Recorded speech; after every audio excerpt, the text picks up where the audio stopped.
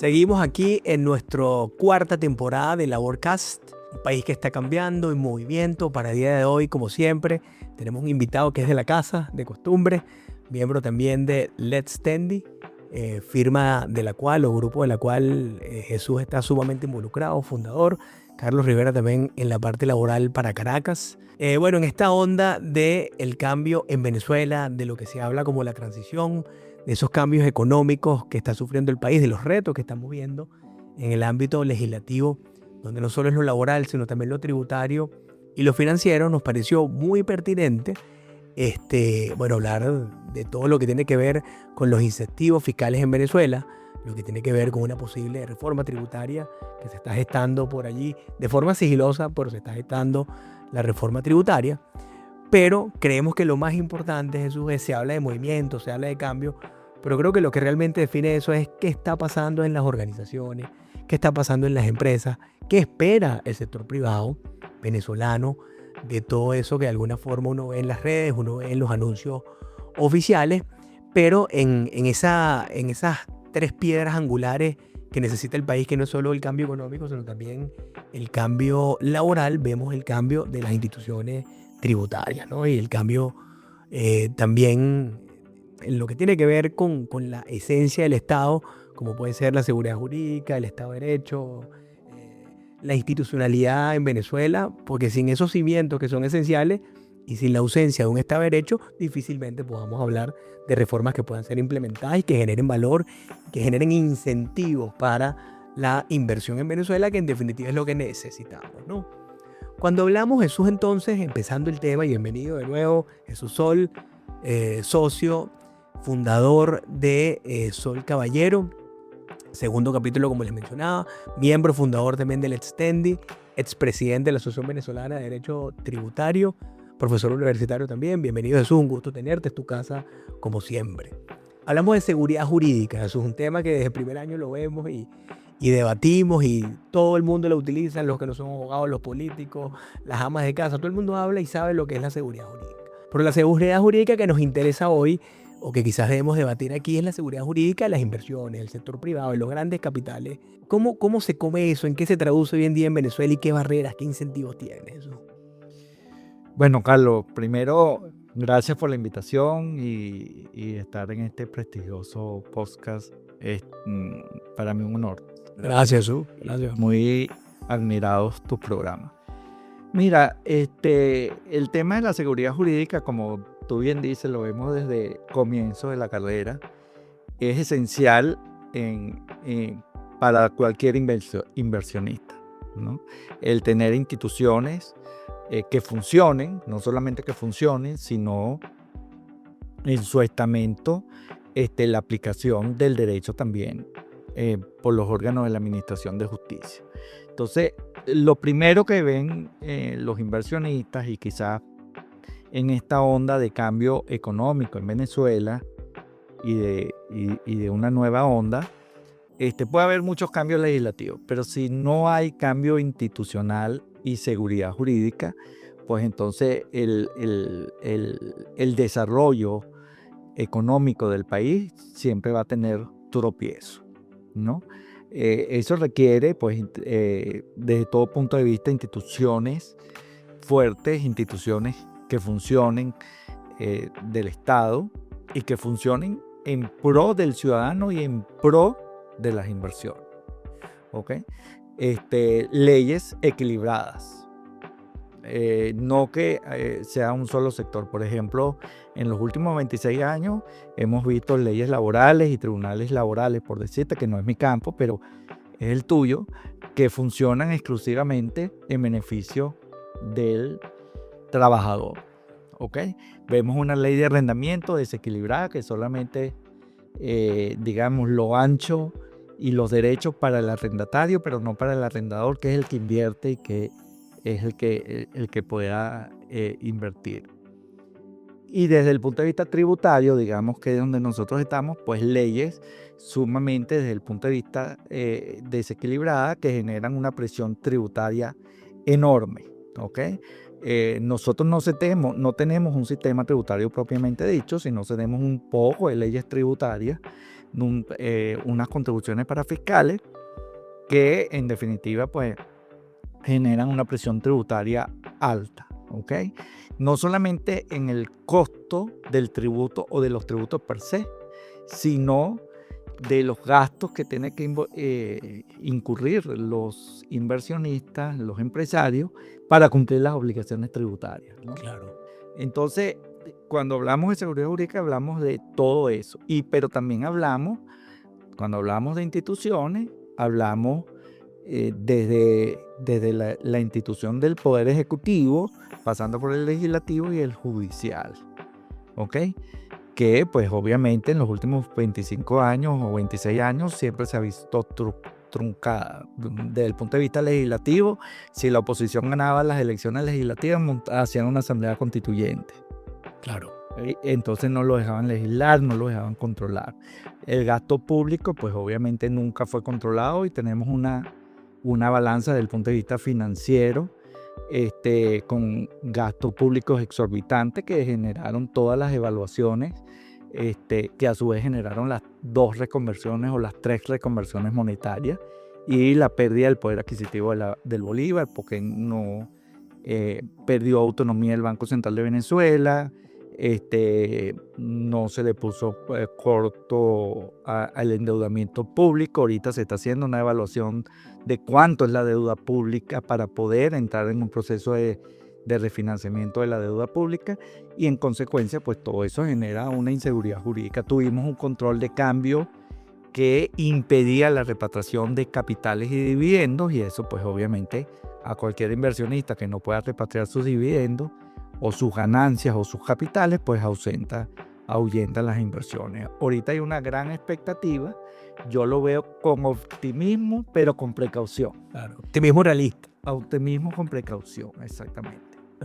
Sí, fíjate, Jesús, tú hablas de esos retos o de esos cuellos de botella que tiene desde una visión no solamente de las instituciones políticas, sino también desde las instituciones esenciales del derecho tributario y financiero.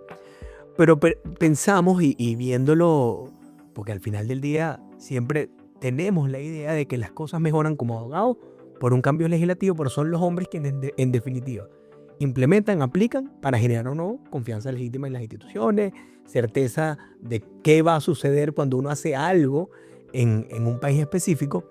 Pero eso tiene una discusión que es anterior. Es decir, nosotros tenemos un país hoy en día, en junio del 2026, Jesús, donde alrededor de 7, 8 millones de personas abandonaron el país, ¿no? Por las condiciones que sean. Fundamentalmente personas preparadas, capacitadas para afrontar.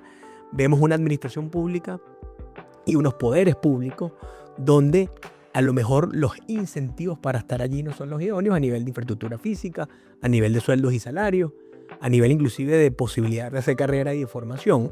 Entonces uno dice, wow, qué reto tan grande, porque por una parte pueden estar los gremios, pueden estar la academia, pueden estar los abogados trabajando en hacer la mejor política, pero también para crear institucionalidad necesita gente. Entonces ese es un segundo reto. Es decir, podemos sentarnos, lograr debatir, lograr consenso sobre lo mejor que queremos, pero ¿quién la va a implementar? Yo creo que eso es un reto muy grande. O sea, es decir, la administración tributaria, la administración laboral, los tribunales contenciosos tributarios, el Poder Judicial en general. A lo mejor hoy en día tenemos que crear unos incentivos que no sean unos incentivos regresivos para que la gente pudiente que conozca o que se pueda formar en el corto plazo garantice esa institucionalidad. Porque si yo fuera inversionista y tengo que ver a Sudamérica, entonces veo Colombia, veo Perú, veo Brasil, veo Venezuela con un atractivo a nivel de recursos naturales y una potencialidad económica muy grande, pero digo, ya va, y el momento que yo tengo una controversia, ¿qué garantía tiene mi propiedad allí? ¿Qué garantía tiene mi inversión? Entonces, bueno, eso le sube el costo. ¿Cómo lo ven en Sol Caballero? ¿Cómo lo ves eso, Sol, una persona altamente experimentada en el área financiera, tributaria, con mucha experiencia? Esos retos tributarios, desde esa mirada, desde la mirada de la administración, desde la mirada de la gente y desde la mirada de la legislación. Bueno, mira, lo primero es que obviamente, como tú sabes y lo mencionaste en la introducción, tiene que haber una reforma del sistema tributario. Total. Nuestra ley de impuestos sobre la renta es de 1942 y ha venido de reforma en reforma con parches, ¿no? Tenemos un código orgánico tributario desequilibrado, cuando es una norma que debería de prevalecer el equilibrio entre los derechos de la administración tributaria o de las administraciones tributarias, porque es la ley marco, y que regula pues los principios generales del derecho tributario y los procedimientos y el régimen sancionatorio, pero también tiene que ser equilibrado con los derechos del contribuyente, tanto desde el punto de vista sustantivo como desde el punto de vista adjetivo, es decir, desde el punto de vista de las normas y desde el punto de vista de los procedimientos. Por otra parte, el gran reto que yo observo, y tú lo mencionaste, es el tema del recurso de la gente. Nosotros tenemos, como tú mencionas, 8 o 9 millones de personas que se fueron. Hay un hueco generacional que el otro día lo estuvimos conversando, porque todos esos profesionales jóvenes, no porque no sea tan viejo, pero pues ya uno tiene quizás 35, 36 años andando, pero muchos de esos profesionales jóvenes que fueron también formados en Venezuela, desde el punto de vista tributario y financiero, la Escuela Nacional de Hacienda, las escuelas de contaduría pública, las escuelas de derecho, los posgrados, muchos se han ido, ¿ok?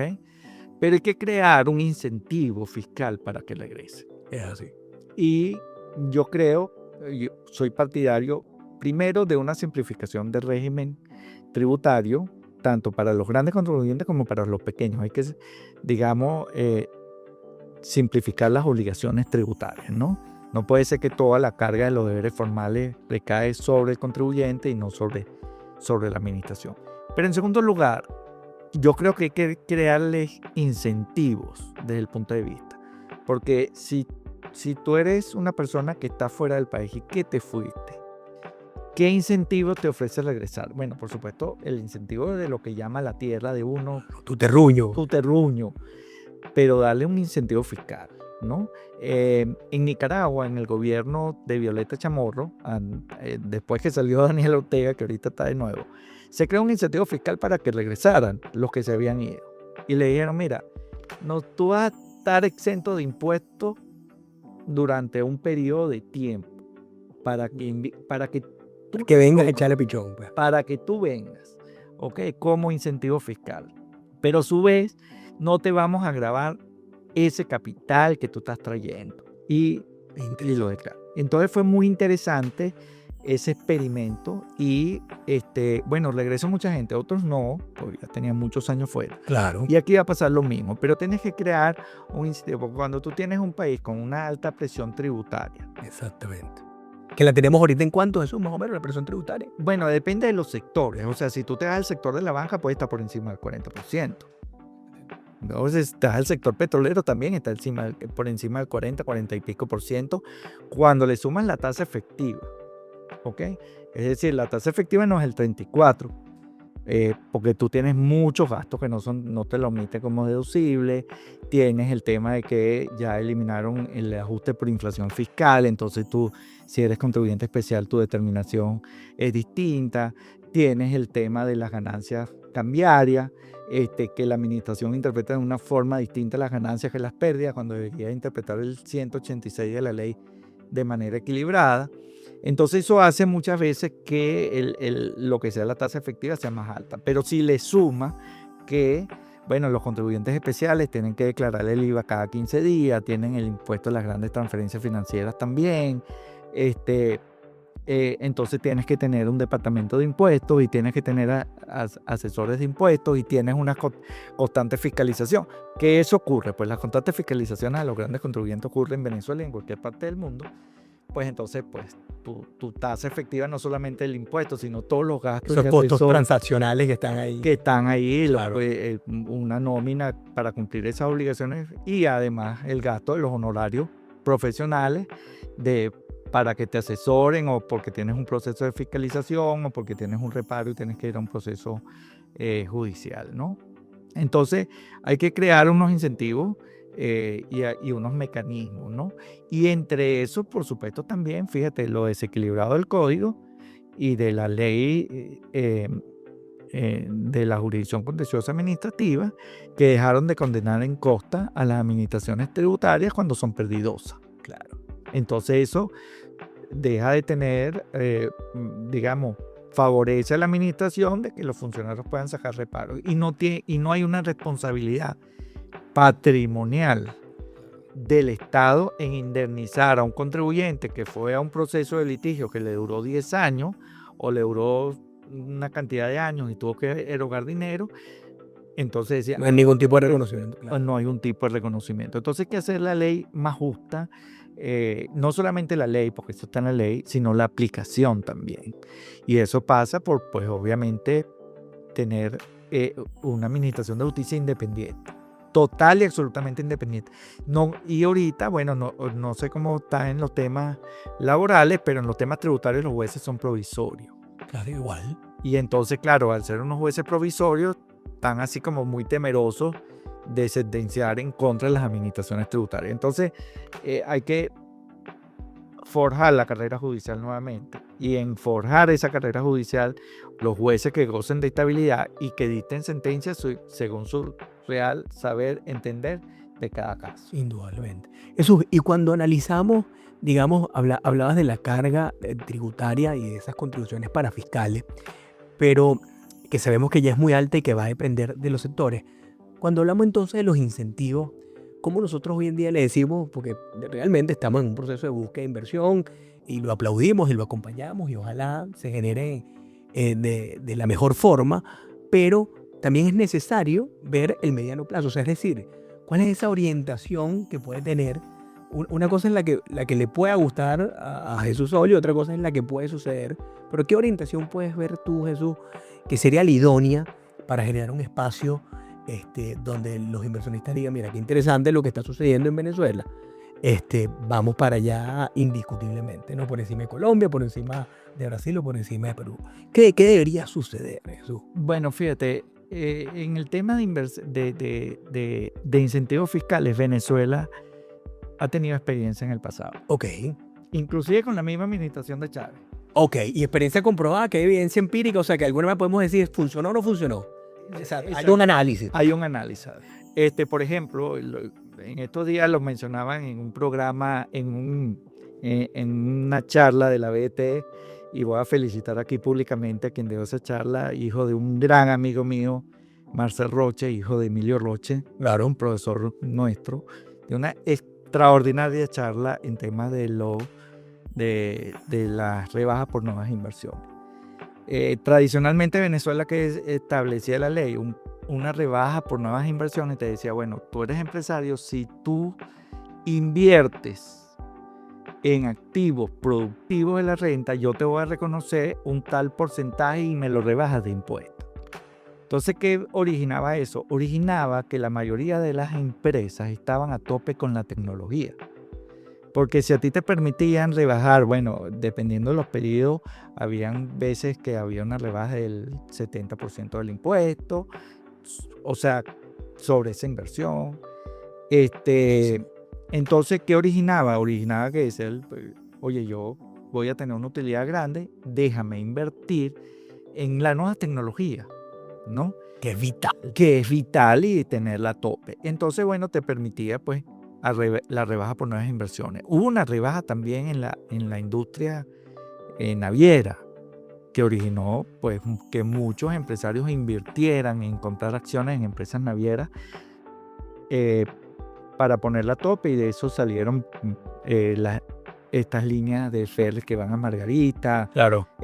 Salieron buques petroleros, etcétera, porque fue una ley que daba una rebaja del 75% de lo que tú invertías. Claro. ¿Ok? Es decir, te lo podías rebajar del impuesto. ¿Y eso estuvo, Jesús, más o menos hasta cuándo? Oye, eso fue en la administración de Chávez. Comenzando la administración de Chávez, quizás hasta el 2012, 2014. Ya, ahí perdí, pero sí en esos primeros años de los años 2000.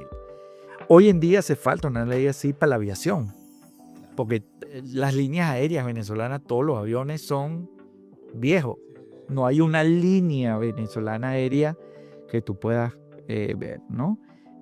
Hace falta inversiones como, digamos, bueno, está establecida un impuesto proporcional y bajo para las ganancias de capital cuando inviertes en la bolsa de valores, ¿no? Pero acuérdate los incentivos fiscales que estaban con la SACA y la SAICA, en los años 80 y 90. Claro, que de alguna manera incentivó toda la inversión, digamos, de transporte que se generó en esa oportunidad, pues. Exactamente. Los beneficios fiscales de la rebaja que tenía la banca para los créditos agrícolas y los créditos hipotecarios. Claro. Es decir, tenemos suficiente experiencia. Y en la administración de Chávez, la Ley de Impuestos sobre la Renta de 1999 estableció una rebaja, ¿ok? No me recuerdo del porcentaje, cuando tú incrementabas la nómina. Claro, para fomentar el empleo, pues. Para fomentar el empleo.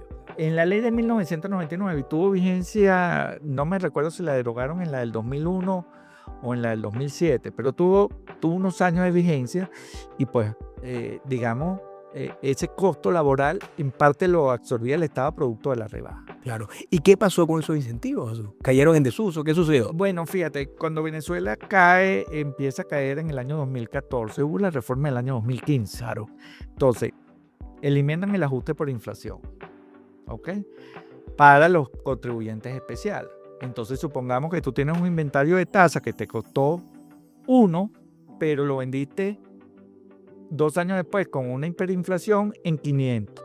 Al quitarte el ajuste por inflación, tu ganancia es 499. Cuando tenías el ajuste por inflación que ajustaba el costo, bueno, tu costo iba sosteniendo en el tiempo. Claro, porque tú estabas sumando un costo a un bolívar de una capacidad de compra distinto a un bolívar cuando vendiste. Absolutamente. Que está afectado por la inflación. Entonces, ¿a quiénes principalmente afectó? A la banca, porque la banca es la principal afectada con el ajuste por inflación porque pierde mucho dinero en los préstamos. Claro, ¿Okay? Claro. Y a muchos industriales. Sí, son incentivos regresivos, pues. Entonces eliminaron las rebajas por nuevas inversiones, que obviamente ya entonces no era atractivo, además de toda la situación que estaba pasando en Venezuela. Se establecieron criterios restrictivos sobre la deducibilidad de los gastos.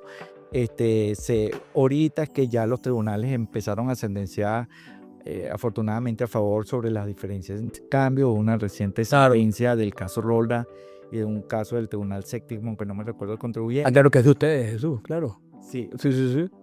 En donde pues efectivamente están reconociendo la vigencia del artículo 186, aunque está en el capítulo del ajuste por inflación. Entonces, de alguna manera, pues ahí vino. Y después, pues el incremento de muchas contribuciones para fiscales que no son contribuciones, sino propiamente impuestos o bien al ingreso bruto o a la ganancia. Pero por otra parte, pues tienes un desorden en la armonización tributaria con los municipios. Entonces, bueno, todo eso hay que organizarlo. Seguridad jurídica, reforma tributaria y crear unos incentivos fiscales que sean atractivos. Entonces la gente me pregunta cuando yo he dictado estas charlas en el exterior, bueno, pero es que Venezuela necesita ingresos, ¿no? Bueno, pero es que el ingreso lo vas a tener con esas nuevas inversiones. Claro. Son esos nuevos empleados que te van a pagar impuestos, que van a tener consumo y que van a pagar IVA, ¿ok? Y obviamente con más presencia de fiscalización. Entonces la gente dice, bueno, pero es que la señal está fiscalizando. Sí, pero tiene que tener más presencia también, tiene que tener mayor alcance, tiene que utilizar la inteligencia artificial para fiscalizar, ¿no? Porque también los índices de elusión y evasión fiscal, que no es lo mismo, son importantes. Entonces, claro, tienes que generar unos incentivos fiscales, pero tienes también que generar un equilibrio para poder recaudar y el Estado poder tener los recursos suficientes, pero también disminuir el tamaño del Estado. Claro. Mira, yo le he hecho seguimiento a todas las reformas integrales tributarias y todas las exposiciones, no solamente en Venezuela, en Latinoamérica. Las exposiciones de motivos dicen que el Estado necesita generar más recursos. Pero yo no he visto una exposición de motivos en Latinoamérica. No te estoy hablando solamente de Venezuela, te estoy hablando de toda Latinoamérica.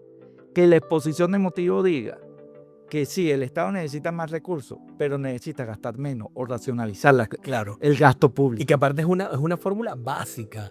O sea, es decir, que debería decirlo, ¿no? Debería decirlo. O sea, porque tú tienes dos maneras, o generas más ingresos o reduces costos, ¿no? Claro, pero entonces tienes que decir, tengo que reducir el gasto del Estado. En estos días salió un ministro diciendo que hay que reducir la nómina pública. Sí, claro, tienes que reducir la nómina pública. Claro. Y fíjate, eso Tienes que utilizar tecnología para reducir. indudablemente, que aparte es un fenómeno que está sucediendo no solo en el ámbito público, sino también en el ámbito privado, ¿no? La sustitución, digamos, por la tecnología. Pero fíjate, eso que tenemos un precedente de eso que tú estás diciendo, porque hace mes y medio el Ministerio del Trabajo, por Gaceta Oficial, entró en un proceso de reestructuración. Y así mismo lo denomina la Gaceta. Va a cambiar su organización administrativa, muy similar a la que tenía antes del 2012.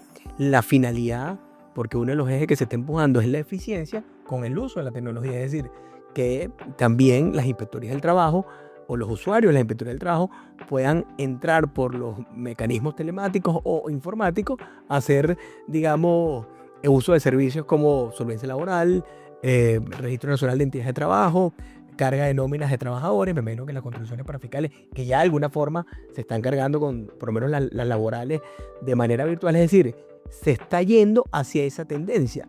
El problema es que es muy pronto, porque bueno, un proceso de reestructuración de algo que de alguna forma tenía otra orientación, no lo vamos a ver quizás en el corto plazo, pero ahí por lo menos hay una declaración de reestructuración, o sea, un poco hacer lo que tú estás, lo que estás recomendando y lo que estás observando.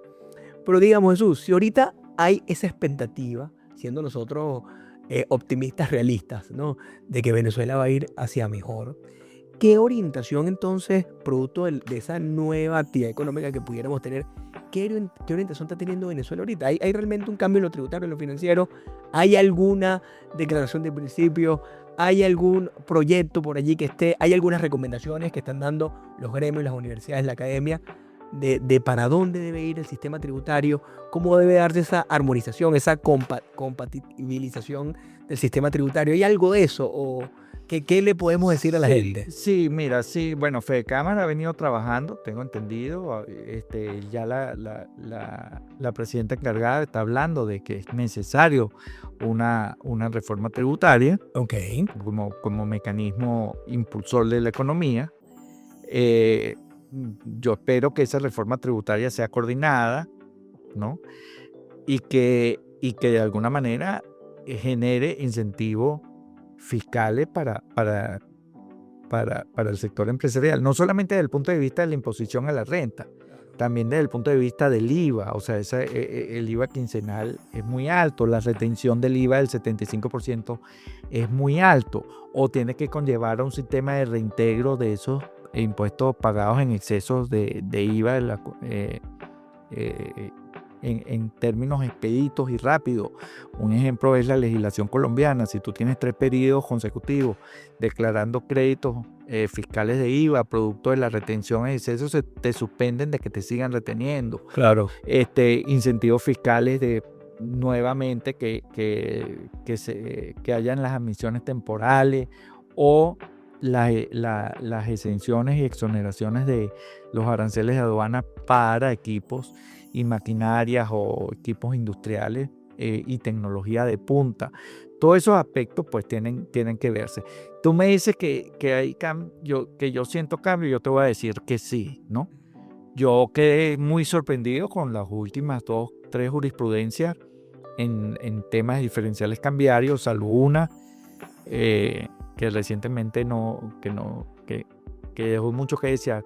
Pero, por ejemplo, el Tribunal Séptimo, que no me recuerdo en este momento el caso, que salió en marzo, y la del caso de Rolda me dejó sumamente o gratamente sorprendido. Claro. En el sentido de que le da plena vigencia al artículo 186, que como está mal ubicado en el capítulo del ajuste por inflación, pues entonces decían que los contribuyentes especiales no podían ajustar sus pasivos en moneda extranjera cuando pues es una partida monetaria. No entra en ese tecnicismo porque aburrimos a la audiencia. Claro. Pero digamos que de alguna manera he sentido que como que los tribunales están más, digamos, menos presionados por la administración. Sin embargo, hay que equilibrar las normas procesales, ¿no? O sea, no es justo que digamos que todos los expedientes que se han sentenciado en contra de la República tengan que subir a consulta. No, espérate, que apele la administración tributaria. O sea, si no apela, la sentencia quede firme. No es justo que sea condenado en contra del contribuyente cuando es perdidoso, pero la administración no, por decirte algunos de los desequilibrios básicos. Claro, que son fundamentales. Que son fundamentales. Este, digamos, me he quedado muy satisfecho en las últimas fiscalizaciones. Bueno, como tú sabes, tuve unos meses fuera por temas de salud, pero me queda muy sorprendido en los últimos procesos de fiscalización que veo que está más profesionalizada la administración tributaria. Eso es muy importante. Que Muy importante. no sé si ha sido puntual en 2 casos que hemos tenido, pero bueno, han sido los últimos 2. Claro, bueno, es la última experiencia que hay. Las 2 últimas que he tenido, porque bueno, como tuve un periodo largo de ausencia, pero digamos Importantísimo. digamos que Hay un mensaje ahí que se está mandando. que se está mandando, sí. Y obviamente muchos de esos funcionarios salen de una gran escuela como es la Escuela de Administración de Hacienda, Claro. pionera en Venezuela y única en Tradición. el mundo. Y creo que ojalá pues pueda sacar nuevos talentos, ¿no? Y también y quiero también aquí felicitar públicamente a la Asociación Venezolana de Derecho Tributario, a su presidente Juan Coroy, que creó un grupo que se llama Menos 40, y la calidad profesional de esos muchachos, pues, Son de relevo, pues, la que viene ahí. generación de relevo, te da así como que un aire de impulso, ¿no? En el sentido de que sí hay generación, porque es bien conocido, Venezuela, como tú dices, hay 8 millones, 9 millones que salieron, y eso sucedió en otras épocas en el mundo, sucedió en Europa con la Segunda Guerra Mundial, sucedió con España con la Guerra Civil Española, sucede en otros países latinoamericanos, y claro, ya cuando la persona emigró y hizo vida en otro país, difícilmente regresa, ¿no? Y las encuestas o la proyección de lo que vaya a regresar en Venezuela no supera, en el mejor de los escenarios, 25-30%. Sí, claro. Entonces, esa gente que se quedó, pero los que se están formando ahorita, estos jóvenes profesionales nuevos, esta nueva generación, pues tenés que seguir estudiando, tenés que seguir formándose, y los que nos quedamos aquí, pues ayudar. Claro, porque son más valiosos. En ese país. Y veo un movimiento muy interesante de inversionistas que están a la expectativa, que están examinando ingresar no solamente en el sector petrolero, sino en el sector textil, en el sector alimento, en el sector salud. Transporte marítimo, aeronáutico. En el sector de transporte marítimo y en el transporte aéreo también, con estas aperturas e incorporaciones de líneas extranjeras volando hacia Venezuela. Por lo que yo veo con un optimismo razonable el futuro inmediato de Venezuela. No, muy bien, Jesús, muy bien. Fíjate eso. Así que aquí ahorita que estamos entrando en la parte final, ¿no? Y acuérdate que el título de este podcast es Lo que define el cambio económico.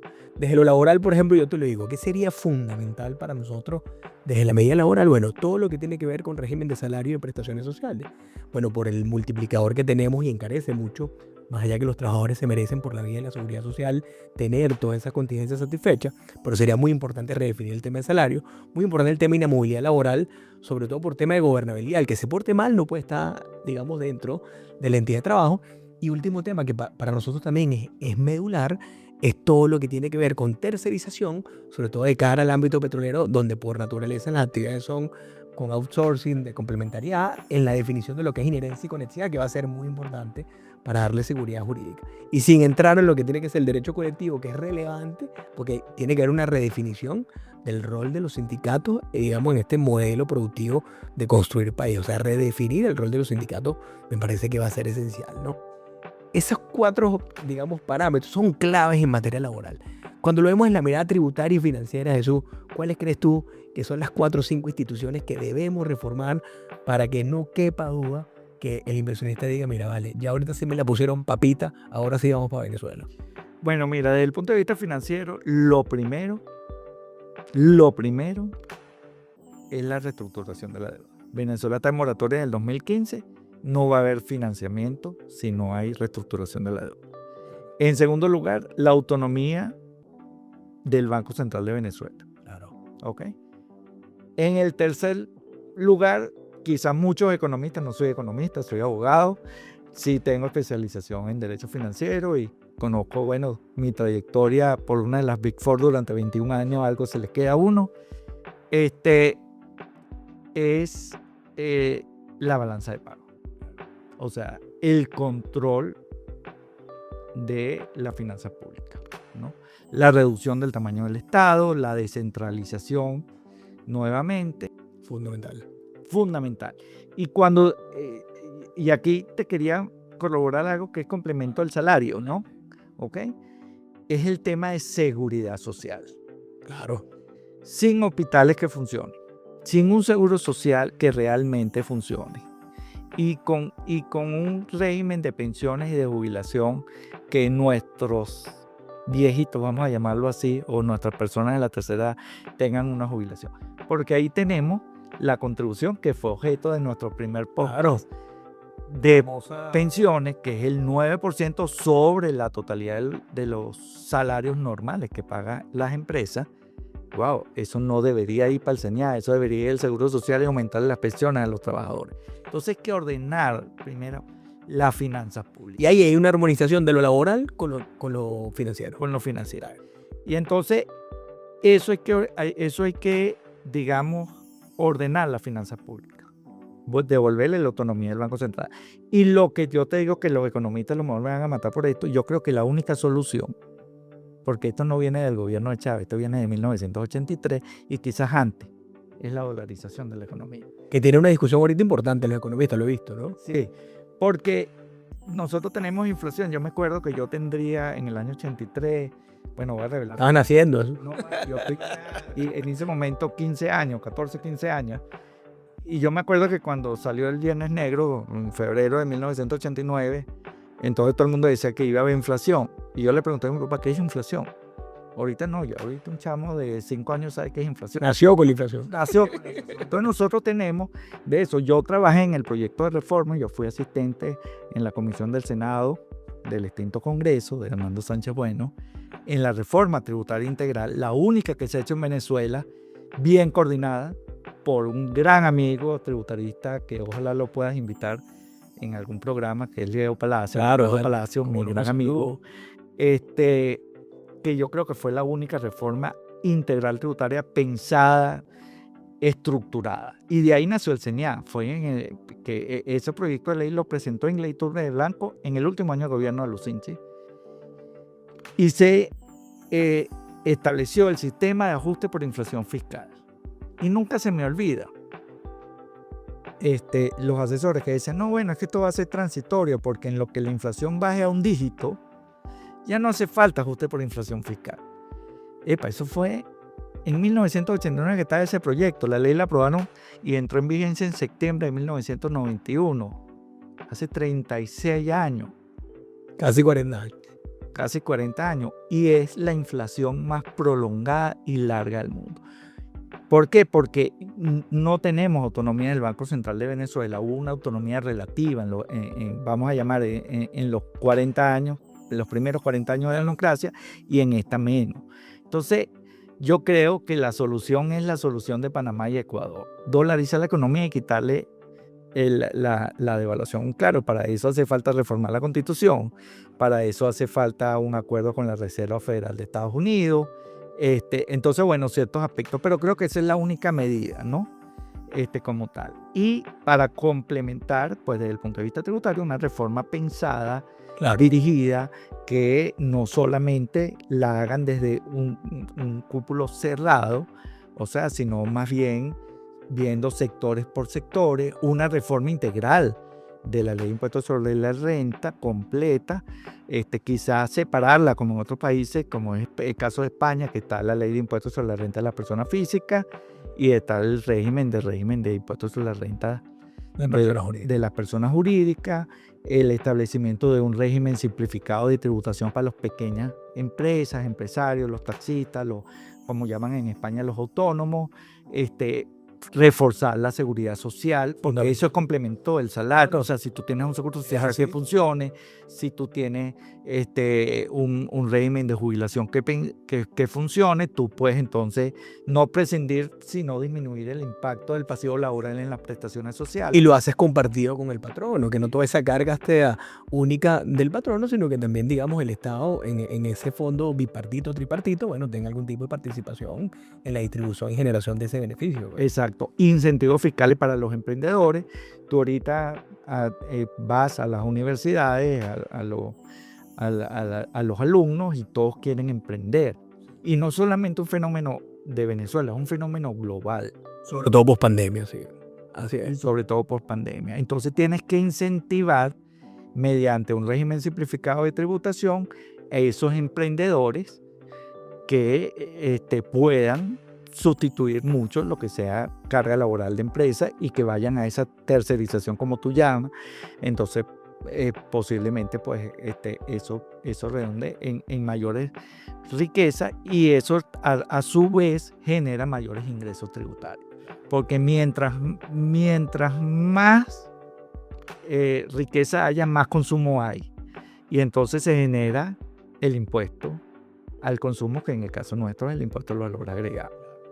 Entonces una cosa compensa a la otra. Entonces este proyecto de reforma tiene que ser muy bien pensado, muy bien elaborado y que inviten realmente a los especialistas y a los sectores. Todos los actores involucrados de relevancia. Y a todos los actores y relevancia y equilibrado. Y creo que hace falta pues todo un proceso de reforma que debe venir desde la Constitución, seguramente modificar la Constitución y todos los sectores desde el punto de vista.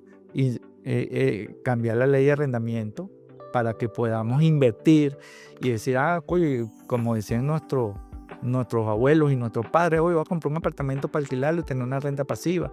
Entonces, pero necesita pues eso, institucionalidad. Y dentro de esa institucionalidad, Carlos, es básico la carrera judicial. Claro. Y no jueces propios. Y la formación y la generación de incentivos de otra naturaleza para que también la gente se vea combinada a estar allí, pues, y a echarle pichón de una manera independiente, imparcial, etc. No, Jesús, mira, muchísimas gracias. Bueno, como siempre nos quedamos cortos con todos los temas que podemos hablar. Agradecido como siempre de tenerte acá. Yo creo que lo de la reforma, si se da, bueno, vamos a tener otros espacios para irla generando. Inclusive cuando vienen temas tan importantes, hemos procurado con el nuevo equipo de producción, que le damos las gracias también, hacer programas de hasta 2, 3, podríamos inclusive permitir 4 invitados, si queremos darle, digamos, más polivalencia a la mesa y en estos temas tan complejos, donde a lo mejor necesitamos economistas, estadistas, y abogados y financieros. Bueno, puede ser muy interesante, y laboralistas también, muy interesante hacer esas mesas grabadas de discusión, ¿no? De verdad que un gusto tenerte. Acá toda nuestra audiencia de Laborcast, muchísimas gracias por las peticiones. El último programa fue un exitazo, de verdad que sí, rompimos récord, tanto a nivel de audiencia como a nivel de preguntas. Y no olviden, como siempre les decimos, en darnos like, en formularnos preguntas en el caso que las tengan. Vamos a poner también los datos del Dr. Sol, su correo en el caso que deseen contactarlo. Un gusto tenerlos y como siempre nos vemos en la próxima. Un gran placer, cuídense mucho.